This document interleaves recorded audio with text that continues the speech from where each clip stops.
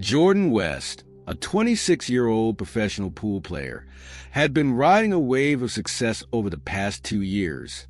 Known for his sharp eye and steady hand, he dominated tournaments and was considered one of the most promising players in the game. Tonight, he had something to celebrate. He had just signed a major endorsement deal that promised to take his career to the next level. Dressed in a sleek black suit, his signature look, he decided to hit Chicago's nightlife. The club was packed, alive with pulsing beats and neon lights. Jordan moved through the crowd with effortless confidence, sipping on a glass of whiskey. People greeted him, some asking for selfies, others offering drinks in celebration. But Jordan stayed grounded, knowing that fame was fleeting, and one misstep could bring it all crashing down. Around 2 a.m., he decided to call it a night.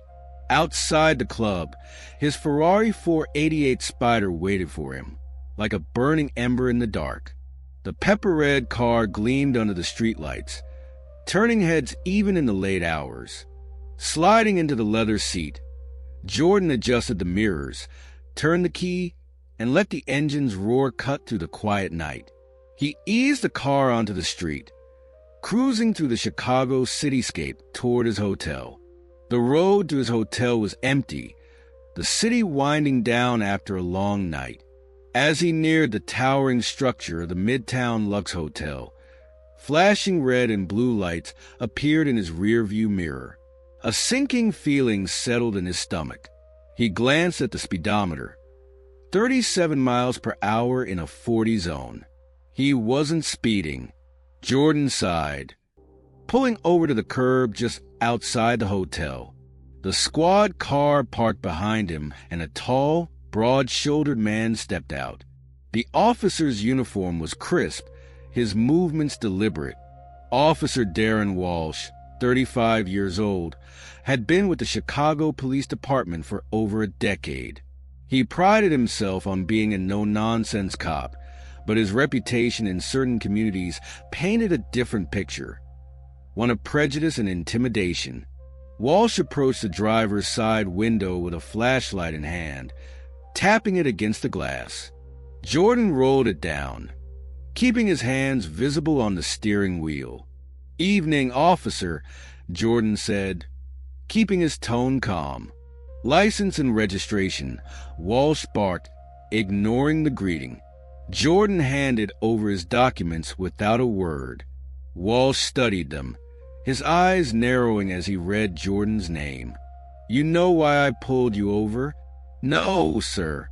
I wasn't speeding," Jordan replied evenly. Walsh's lip curled. "You were doing at least 50 in a 40 zone." "That's not true," Jordan countered, reaching into the glove compartment. Walsh's hand immediately went to his holster. "Slowly," the officer warned. Jordan froze, then slowly retrieved a small device. "This is my dash cam. It's been recording the whole time. Would you like to review the footage?" Walsh's face darkened. "Step out of the car.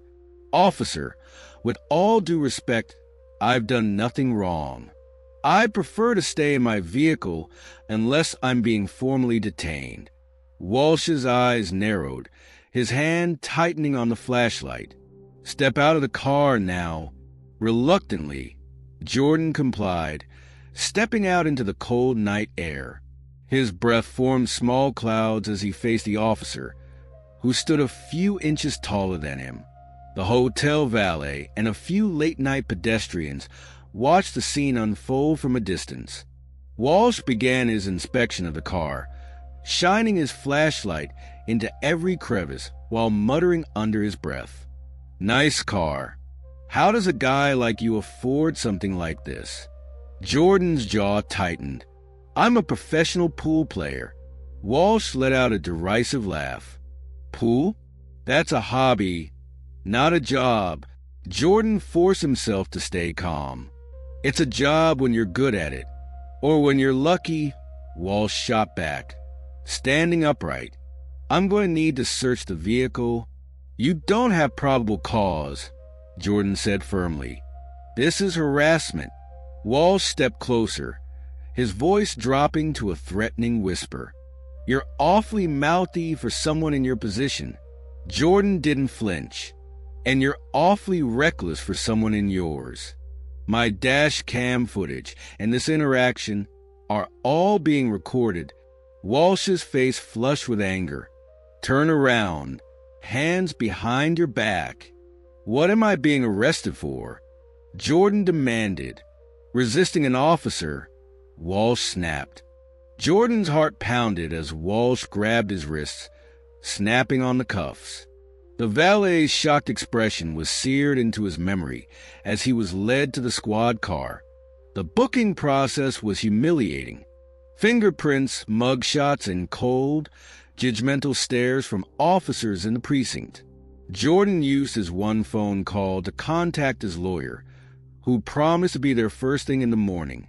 By 6 a.m., Jordan's lawyer, Evelyn Porter, a no-nonsense attorney with a reputation for taking on high-profile cases, arrived at the precinct, armed with the dash cam footage and a deep understanding of Jordan's rights.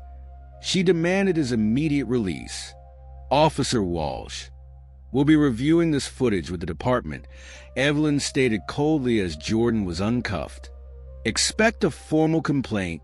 Jordan walked out of the precinct, exhausted but determined. The early morning light cast a warm glow over the city, but he couldn't shake the chill of the night's events. As he returned to his hotel, he was greeted by reporters and onlookers who had caught wind of the story.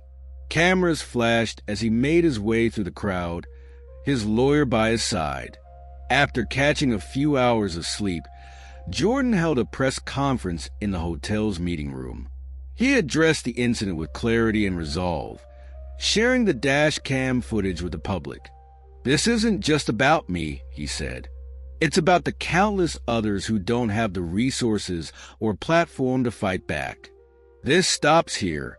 The footage went viral, sparking outrage and reigniting conversations about racial profiling and police accountability. Activists, celebrities, and fans rallied around Jordan, using his story as a catalyst for change. Meanwhile, the police department launched an internal investigation into Walsh's conduct. In the weeks that followed, Jordan worked tirelessly to raise awareness, partnering with civil rights organizations and advocating for systemic reform. His career as a pool player took on a new dimension as he became a voice for justice and equality. And though the scars of that night remained, Jordan knew he had turned pain into purpose. The road ahead was long, but he was ready to fight for a world where no one else would have to face what he endured. Thanks for joining us on this journey through the incredible world of snooker players and stories. If you're as passionate about the game as we are, don't forget to like this video, subscribe to the channel, and hit that notification bell so you never miss a shot. Do you have a favorite snooker legend or story you want to see featured? Drop it in the comments section below. We'd love to hear from you. Until next time, keep hustling, keep aiming, and remember, on the green felt, every game has the power to make you a legend.